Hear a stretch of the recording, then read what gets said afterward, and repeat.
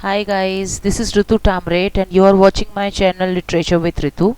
So, after a long time, uh, actually today's video I'm going to make because of some reason or the other I could not upload videos, but no problem. Once again I'm here present before you and I have come with a very beautiful poem, that is The Lake Isle of Innisfree, which is a very beautiful, of course, a poem of W.B. Yeats, right? So W.B. Yeats actually was a very famous poet of 20th century, and today's poem is also a very interesting poem because in this poem the poet wants to live in a peaceful and beautiful place.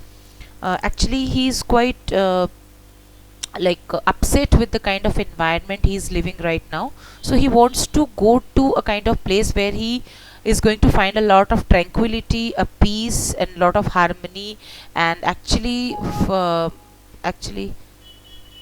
just a minute. As a matter of fact, to uh, he wants to pass some time in the lap of nature, right? So in his imagination, when he is trying to imagine about a place where he really wants to go, then in his imagination this name Innisfree comes, and he decides to go to this place and spend some time. और वो जब छोटे बच्चे थे तो उन्होंने शायद कुछ समय वहाँ इस जगह पे निकाला था, तो ओबियसली इन इस जगह की जो यादें हैं उनके साथ हैं, और वो इस जगह पे फिर से एक बार जाना चाहते हैं. Actually as a child in his childhood, maybe he might have been to this place, right? So, and he had spent a lot of time at this place, so once again he wants to go to the same place because he has got a lot of memories of this place. और जब अपने childhood में वो वहाँ गए थे तो उन्होंने बहुत अच्छा फील किया था वहाँ पे, तो वो वंस अगेन इस प्लेस में जाना चाहते हैं, और इसी के लिए उन्होंने एक बहुत ही सुंदर पोयम बनाया है. ठीक है, तो let's get started. The I will arise and go now and go to Innisfree and a small cabin build there of clay and wattles made. वो बोलते हैं I will arise and go now, अभी मैं उठूंगा और अभी मैं जाना चाहता हूँ इस जगह पे Innisfree. I just want to arise और I want to get up right now and I want to go to this place Innisfree, right? And I really want to make a beautiful cabin. Cabin means room बनाना चाहता हूँ मैं वहाँ पे. किससे? Clay से, मिट्टी से, और वेटल्स से, मतलब अ टाइप ऑफ हट, लाइक अ टाइप ऑफ हट, बिकॉज जो भी हो, हम लोग देखते हैं जब हम लोग थोड़े गांव की तरफ, विलेजेस की तरफ हम लोग we move to villages, then we really, at least I'm talking about myself, whenever I pass these kinds of areas or these kinds of countryside, sitting in train or in bus, तो मुझे बहुत अच्छा लगता है और I really feel a kind of tranquility और peace in this kind of atmosphere. तो ये जो हम लोग जो पक्के मकान में रहते हैं यहाँ की शांति में, और जो विलेजेस में जो हट होते हैं उनकी शांति में, there is a world of difference between these two types of house. तो वो माइंड यू यहाँ पे वो नहीं बोलते हैं कि मुझे पक्का मकान बनाना है या कोई पक्का सीमेंट का घर बनाना है. वो बोलते हैं कि मुझे एक कैबिन बनाना है छोटा सा जो कि मिट्टी से बना हो, क्योंकि मिट्टी जो है, मिट्टी जो होती है वो we are directly related with mud and clay, because we are made up of mud and clay, right? हम लोग उसी से बने हुए हैं, तो हम लोग बहुत ज़्यादा उससे रिलेटेड होते हैं. बहुत ज़्यादा ट्रैंक्विलिटी मिलती है हमको, बहुत ज़्यादा पीस मिलता है हमको मट्टी में, क्ले में. और वेटल्स किसको बोलते हैं? देखिए, wattles a type of bush, झाड़ी जिसको हिंदी में बोलते हैं. देखिए, sticks twisted and interlace to make walls and fences. हम देखे हैं कि फेंस जो बनाया हुआ होता है, देखे होंगे आप लोग कि झाड़ी होता है ना, उसका फेंस बना हुआ होता है, घेरा हुआ रहता है.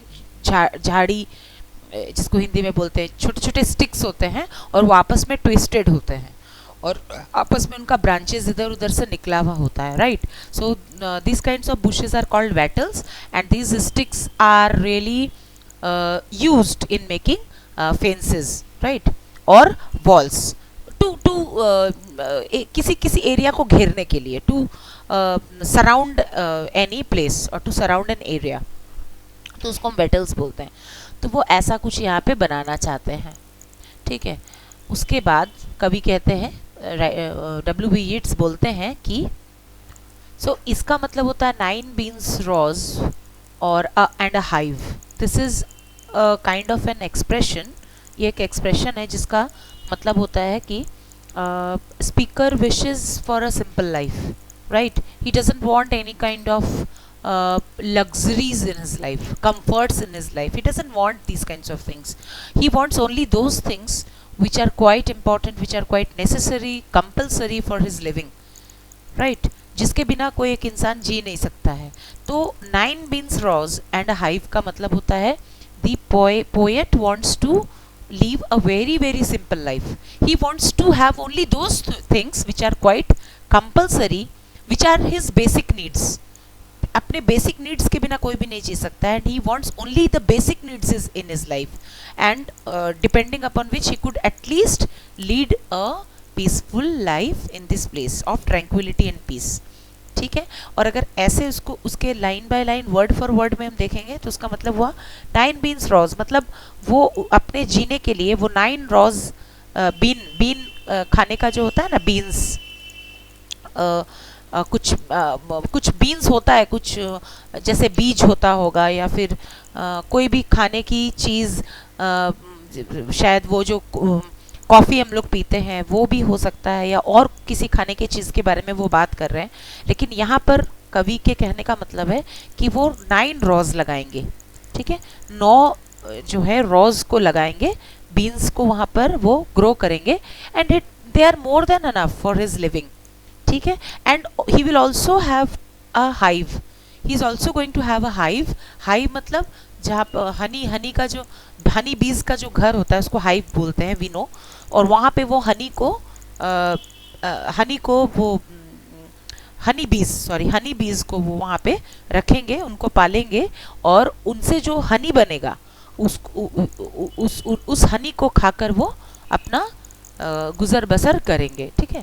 So he wants to have only those things which are his basic needs of his life, and depending upon these things he is going to lead a very simple and peaceful life in this place, at this place जिसका कि नाम है इनिस्ट्री। और live alone in be loud glade। be loud glade का मतलब क्या होता है, देखो नीचे में glade का मतलब दिया हुआ है, an open space surrounded by trees, मतलब वो ऐसे एक स्पेस में वो रहना चाहते हैं, कि ऐसी जगह में wants to live his life which is surrounded by a lot of trees। क्या मतलब हुआ इसका, in the lap of nature। the poet wants to live rest of his life in the lap of nature, in the along with the beauty of nature, ठीक है।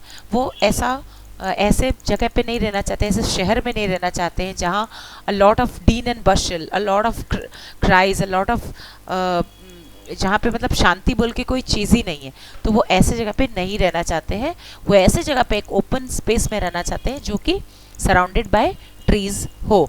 और इसका क्या मतलब, वो बी लाउड मतलब एक ऐसे प्लेस में जहाँ पे जो हनी बीज होते हैं उनकी आवाज़ आते रहे, जैसे वो जो गुनगुनाते हैं उनकी आवाज़ हर समय में आते रहे। मतलब ऐसे प्लेस में which place is surrounded with a lot of trees, and also this place should be abundant of a lot of honey bees, ठीक है, abounds in honey bees, जहाँ पे बहुत सारे हनी बीज हो, वो ऐसे जगह पे रहना चाहते हैं, ठीक है। अच्छा, सेकेंड स्टैंजा में पोएट बोलते हैं कि and I shall have some peace there for peace comes dropping slow. वो बोलते हैं कि at this place of Innisfree, जिसका नाम इनिस्फ्री है, यहाँ पे he is going to enjoy a lot of peace, और पीस धीरे धीरे आता है, शांति जो है वो धीरे धीरे आती है। ड्रॉपिंग स्लो, शांति जो है धीरे धीरे आती है, it is dropping slow, dropping from the veils of the morning. यहाँ पे मॉर्निंग जो वर्ड है, मॉर्निंग जो है इसको पर्सोनिफाइड किया गया है, मतलब इसको एक पर्सन के रूप में इसको यहाँ पे लाया गया है, बिकॉज जो पर्सन है वही कोई कपड़ा लपेटता है। वेल्स मतलब कर्टन्स। वेल्स मतलब होता है कि a piece of fine material worn by a woman to protect और hide his face, hide her face. या फिर कोई भी इंसान, लेकिन नहीं, वुमेन के लिए ही आएगा। वुमेन क्योंकि वो अपना जो चेहरा है उसको वो ढक के रखती है वेल्स से, कोई भी इंसान के लिए नहीं। वुमेन, एक वुमेन होती है जो अपना चेहरा को ढक के रखती है, प्रोटेक्ट करके रखती है, उसको हम लोग पर्दा बोलते हैं, ठीक है। तो morning has been personified here because कवि कहते हैं कि मॉर्निंग जो है वो अपने ऊपर एक वेल डाले हुए है, एक पर्दा डाले हुए है, ठीक है। तो यहाँ पर पर्दा क्या है? क्लाउड का पर्दा। मॉर्निंग जो सुबह हुई है अभी, and there is a lot of cloud in the sky, and because of which morning is not totally appeared before him, पूरी तरह से अपियर नहीं हुई है मॉर्निंग उनके सामने, क्योंकि there is a cloud in the sky. और जैसे ही ये वेल या फिर ये जो क्लाउड हटेगा, तब धीरे धीरे ऊपर से जो है स्काई से मॉर्निंग आएगी, धीरे धीरे sun rays will come down, okay. ऊपर से सन की जो ब्यूटीफुल किरणें हैं वो नीचे आएंगी, और धीरे धीरे, मैंने उनके कहने का मतलब है कि धीरे धीरे शांति इंसान के जीवन में आती है। उसके लिए इंसान को बहुत हड़बड़ी नहीं मचाना चाहिए, धीरे धीरे उसके जीवन में शांति आती है। ठीक उसी तरह से जैसे अगर मॉर्निंग में स्काई पे, आसमान में अगर क्लाउड हो, तो जब धीरे धीरे क्लाउड हटने लगता है तो धीरे धीरे उसके अंदर से सूरज की किरणें आती है, और we feel very nice at that moment of time, because we start getting the rays from the sun, and we start getting the warmth of the sun, the warmth of morning, or the warmth of the atmosphere. तो इसी तरह से धीरे धीरे इंसान के जीवन में शांति आती है। तो dropping from the veils of the morning, और जब ये मॉर्निंग का पर्दा हटता है तो ड्रॉपिंग, वहाँ से क्या गिरता है? वहाँ से शांति गिरती है। ठीक उसी तरह से जब इंसान के जीवन का दुख हट जाता है तो फिर उसके जीवन में शांति का आगमन होता है और उसके जीवन में शांति आने लगती है। To where the cricket sings, और ऐसे जगह में वो रहना चाहते हैं जहाँ की क्रिकेट गाना गाता हो। क्रिकेट क्या है? An insect, a type of insect related to the grasshoppers but with shorter legs, ठीक है। सो इस, और जो क्रिकेट बोल के जो इंसेक्ट होता है उसका जो मेल होता है, मेल फीमेल दो होता है ना, तो उसका जो मेल होता है, it produces a characteristic musical chirping sound, ठीक है। तो ऐसी जगह में वो रहना चाहते हैं जहाँ पर ये जो क्रिकेट बोल के जो इंसेक्ट है वो वहाँ हो, और वहाँ पे वो एक म्यूजिकल साउंड निकालता हो, ताकि he can enjoy his chirping sound, right. So he wants to live his rest of his life at such a place whose name is इनिस्प्री।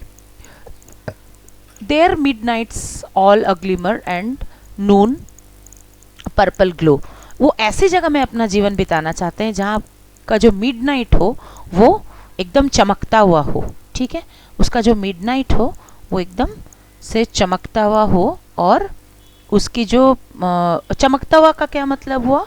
Midnight, because in the midnight there are a lot of twinkling stars, right. There are a lot of stars in the sky which twinkle in the open sky, and that's why the midnight is glimmering. That's why the midnight is so brightening, because there are a lot of stars in the open sky, and you can see how the sky at that time glimmers, ठीक है।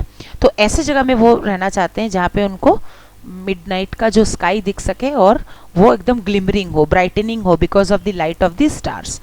नून अ purple glow, और जहाँ का जो दोपहर का जो समय हो, जहाँ का जो नून का समय हो, वो पर्पलिश ग्लो वाला हो। मतलब पर्पलिश ग्लो मतलब जब सूरज की किरणें नीचे आए तो वो आपस में मिलके एक पर्पलिश कलर को तैयार करें, ठीक है। लॉट ऑफ कलर्स आते हैं ना, सन की जो किरणें आती हैं उसमें lot of 7 colours are there, तो ये 7 कलर्स आपस में मिलके एक पर्पलिश ग्लो पोइट को दे, वैसे जगह में पोइट जो है वो रहना चाहते हैं। And evening full of linnet's wings, ठीक है। अब लाइनेट क्या है? लाइनेट जो है वो एक ग्रे कलर की बर्ड है, ब्राउन या फिर ग्रे कलर की कोई बर्ड होती है जिसका शॉर्ट बीक होता है, ठीक है, और वो ग्लिमर करती है, मतलब चमकती है, आई मीन चमकती है, वो थोड़ी सी चमकीली होती है। तो वो ऐसे जगह पे रहना चाहते हैं जहाँ का इवनिंग कैसा हो, जहाँ का इवनिंग ऐसा हो कि वहाँ पे लाइनेट बोल के जो बर्ड है वो आती है और वो अपने चमक से इवनिंग को एकदम से ब्यूटीफुल बना देती है। सो 3 things the poet has given here, the kind of place he wants to live where cricket sings, the male of cricket, cricket is a kind of insect जिसका जो मेल होता है who which sings I mean which chirps beautiful sound, वो ऐसी जगह में रहना चाहते हैं जहाँ पे क्रिकेट चर्प करे, जहाँ का मिडनाइट ग्लिमरिंग हो, ब्राइटनिंग हो बिकॉज ऑफ द स्टार्स, जहाँ का नून जो है पर्पलिश ग्लो देता हो, और वो ऐसी जगह में रहना चाहते हैं जहाँ का इवनिंग जो है वो लाइनेट बर्ड के कारण बहुत ही ब्यूटीफुल हो जाता हो, ठीक है। Now we can see the third stanza. In this stanza also the poet wants to tell us that he really wants to go to that place. I will arise and go now, for always night and day. First line, the first line of the third stanza is I will arise. Poet इसमें जोर देते हैं, again he is trying to put a lot of pressure, or he is trying to emphasize this line that I really want to arise and I want to go to this place for always night and day. क्योंकि for का मतलब क्योंकि हमेशा night और day के समय, मतलब हर समय क्या होता है, I hear lake water lapping with low sounds by the shore, क्योंकि हर समय उनके कानों में इसकी जो आवाज़ें हैं, मतलब lapping with low sounds by shore, उन जो वाटर होती है, जो पानी की जो आवाज़ें होती है, पानी कैसे जब शोर से टकराता है जाके, जब वो अपने शोर मतलब उसका जो किनारा होता है बैंक से जाके जब वो टकराता है तो कैसी आवाज़ निकलती है, बहुत मीठी सी आवाज़ निकलती है। तो उसी आवाज़ को, the striking sound when the water strikes against the shore or against its shore, against its bank, that the kind of sound, it's so amazing, like it's so peaceful to his ears, and this sound he always day and night he is able to hear this sound all the time, like all through his days he is able to hear this sound, और हर समय उनके दिमाग में ये चलता रहता है कि मैंने ये जो वाटर की जो आवाज़ है वो उनके दिमाग में हर समय चलती रहती है। और क्या उनके दिमाग में चलती है, तो चलो देखते हैं।